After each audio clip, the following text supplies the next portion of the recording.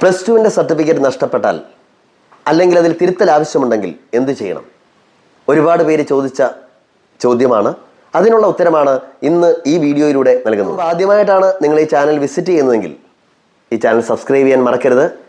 നമുക്കിപ്പോൾ വീഡിയോയിലേക്ക് പോകാം.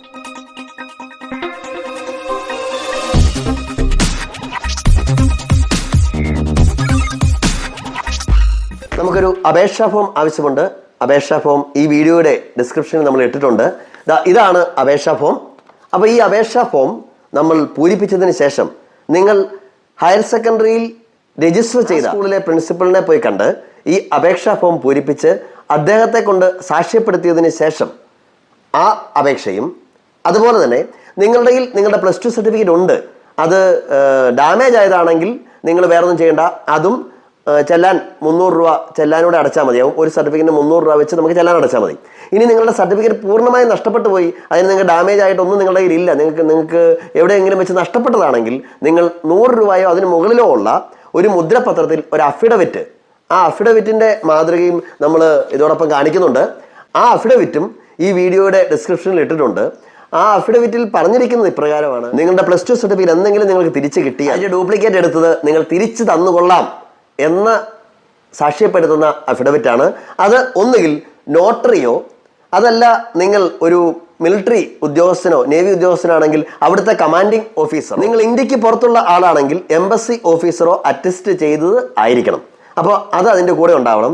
കൂടാതെ ഏത് ഹെഡ് ഓഫ് അക്കൗണ്ടിലാണ് 300 രൂപ അടയ്ക്കേണ്ടതെന്ന് നമ്മളുടെ ഈ വീഡിയോയുടെ താഴെ ഇപ്പോൾ എഴുതി കാണിക്കുന്നുണ്ട്.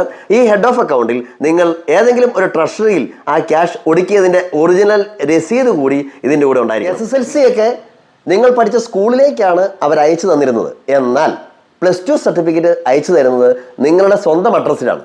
അതുകൊണ്ട് തന്നെ 38x28 സെൻറ്റിമീറ്റർ വലിപ്പമുള്ള ഒരു കവറിൽ നിങ്ങളുടെ പോസ്റ്റൽ അഡ്രസ്സ് എഴുതി അത് രജിസ്റ്റേർഡ് ആയിട്ടോ അല്ലെങ്കിൽ സ്പീഡ് പോസ്റ്റിലോ തിരുവനന്തപുരത്ത് നിന്ന് നിങ്ങളുടെ അഡ്രസ്സിലേക്ക് ലഭിക്കാൻ എത്ര രൂപയുടെ സ്റ്റാമ്പാണോ വേണ്ടത് അത് പോസ്റ്റ് ഓഫീസിൽ അന്വേഷിച്ച് ആ തുകയുടെ സ്റ്റാമ്പ് കൂടി ആ കവറിൽ ഒട്ടിച്ച് നിങ്ങളുടെ അഡ്രസ്സ് എഴുതി ആ കവറും ഈ അപേക്ഷകളുടെ എല്ലാവരുടെയും ഒപ്പം അതിനകത്ത് വെച്ച് വേണം നിങ്ങൾ തിരുവനന്തപുരത്തേക്ക് അയച്ചു കൊടുക്കാൻ. ഹയർ സെക്കൻഡറി ഡയറക്ടറേറ്റ് തിരുവനന്തപുരം എന്ന അഡ്രസ്സിൽ അയച്ചു കൊടുത്താൽ നിങ്ങൾക്ക് വളരെ സിമ്പിളായിട്ട് പ്ലസ് ടുവിൻ്റെ ഡ്യൂപ്ലിക്കേറ്റ് സർട്ടിഫിക്കറ്റ് എടുക്കാൻ സാധിക്കും.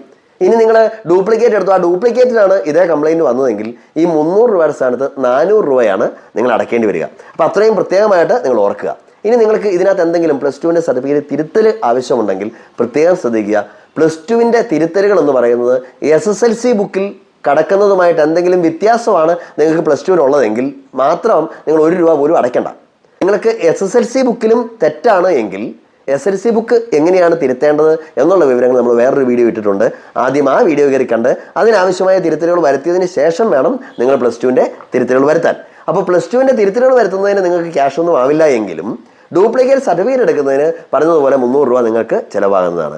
അതിനുവേണ്ടി HM സാക്ഷ്യപ്പെടുത്തിയ SSLCയുടെ സർട്ടിഫിക്കറ്റിൻ്റെ കോപ്പി കൂടി അറ്റാച്ച് ചെയ്ത് സെയിം സർട്ടിഫിക്കറ്റിൽ നിങ്ങളുടെ പ്രിൻസിപ്പലിനെ കൊണ്ട് ഒപ്പിടിയിപ്പിച്ച് അത് ഹയർ സെക്കൻഡറി ഡയറക്ടറേറ്റ് തിരുവനന്തപുരം എന്ന അഡ്രസ്സിലേക്ക് അയച്ചു കൊടുത്താൽ നിങ്ങൾക്ക് വളരെ കൃത്യമായ നിങ്ങളുടെ പ്ലസ് ടു സർട്ടിഫിക്കറ്റ് ലഭിക്കുന്നതാണ്. അപ്പോൾ ഇപ്രകാരം ചെയ്താൽ നിങ്ങൾക്ക് വളരെ ഈസിയായി നിങ്ങളുടെ പ്ലസ് ടു സർട്ടിഫിക്കറ്റ് സ്വീകരിക്കാം. മറ്റെന്തെങ്കിലും വീഡിയോസ് നിങ്ങൾക്ക് വിവരങ്ങൾ അറിയേണ്ടതുണ്ടെങ്കിൽ നിങ്ങളത് കമൻ്റായിട്ട് ഇടുക. എന്തെങ്കിലും സംശയമുണ്ടെങ്കിലും കമൻ്റായിട്ട് ഇടുക. തീർച്ചയായും ഞങ്ങൾ നിങ്ങളെ സഹായിക്കുന്നതാണ്. അപ്പോൾ മറ്റൊരു വീഡിയോയുമായി നമുക്ക് വീണ്ടും കാണാം.